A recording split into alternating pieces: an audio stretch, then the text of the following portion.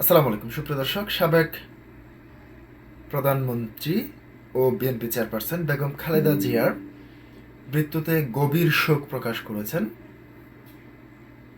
আওয়ামী লীগের সভানেত্রী ও সাবেক প্রধানমন্ত্রী শেখ হাসিনা। প্রিয় দর্শক, তিনি তার শোক বার্তায় দীর্ঘ গণতন্ত্র আন্দোলনের তার ভূমিকার ভূয়সী প্রশংসা করে তিনি যে শোক বার্তাটি পাঠিয়েছেন সেই শোক বার্তাটি আমি আপনাদের সামনে হুবহু তুলে ধরছি। সাবেক প্রধানমন্ত্রী ও বিএনপি চেয়ারপারসন বেগম খালেদা জিয়ার প্রয়াণে গভীর শোক প্রকাশ করেছেন তার দীর্ঘদিনের রাজনৈতিক প্রতিদ্বন্দ্বী এবং বাংলাদেশ আওয়ামী লীগের সভানেত্রী শেখ হাসিনা। বর্তমানে ভারতে নির্বাসিত জীবন কাটানো শেখ হাসিনা এক শোক বার্তায় জানিয়েছেন বাংলাদেশের গণতন্ত্র প্রতিষ্ঠার আন্দোলনে এদেশের প্রথম নারী প্রধানমন্ত্রী বেগম খালেদা জিয়ার অবদান অপরিসীম। মঙ্গলবার 30শে ডিসেম্বর আওয়ামী লীগের ভেরিফাইড ফেসবুক পেজে প্রকাশিত এক পোস্টে এই শোক বার্তাটি প্রচার করা হয় এবং শেখ হাসিনা তার বার্তায় উল্লেখ করেন যে বেগম খালেদা জিয়ার মৃত্যুতে বাংলাদেশের বর্তমান রাজনীতিতে এবং বিশেষ করে বিএনপির নেতৃত্বের ক্ষেত্রে এক অপূরণীয় ক্ষতি হয়ে গেল।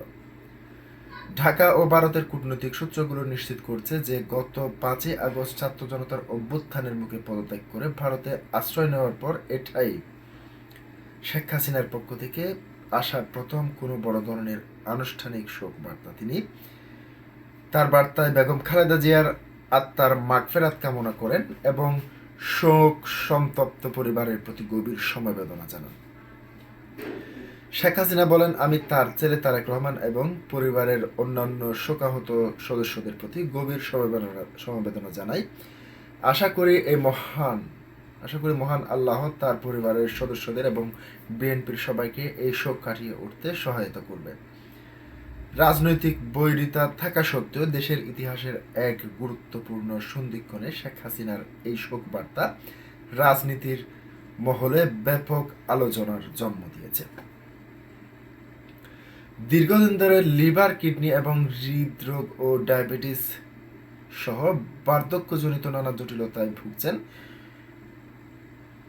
৭৯ বছরের বয়সী বেগম খালেদা জিয়া। গত 13 নভেম্বর থেকে তিনি রাজধানীর বসুন্ধরা আবাসিক এলাকায় অবস্থিত এভারকেয়ার হাসপাতালে চিকিৎসাধীন ছিলেন। গত সোমবার দিবাগত রাত 2টার পর তার স্বাস্থ্যের চরম অবনতি হলে বিএনপির ভারপ্রাপ্ত চেয়ারম্যান তারেক রহমান এবং পরিবারের অন্যান্য সদস্যরা হাসপাতালে ছুটে যান এবং চিকিৎসকদের আপ্রাণ চেষ্টার পর মঙ্গলবার ভোর 6টায় তাকে মৃত ঘোষণা করা হয়।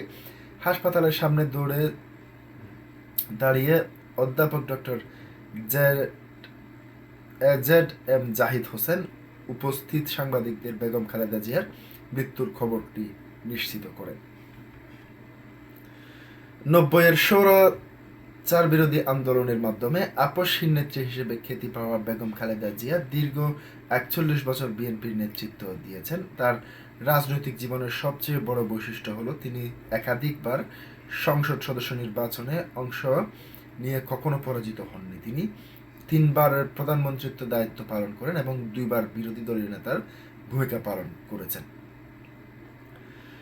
রাজনৈতিক বিশ্লেষকরা মনে করেন রাজপথের আন্দোলন এবং জেল জুলুম সহ্য করে দেশ ছেড়ে না যাওয়ার যে দৃষ্টান্ত তিনি স্থাপন করেছেন তা বাংলাদেশের ইতিহাসে তাকে চিরস্মরণীয় করে রাখবে। তার এই মহাপ্রয়াণে কেবল বিএনপি নয় বরং সমগ্র দেশের রাজনৈতিক কাঠামো এক শক্তিশালী স্তম্ভের পতন ঘটল। প্রিয় দর্শক, আজকে পর্যন্তই। আসসালামু আলাইকুম।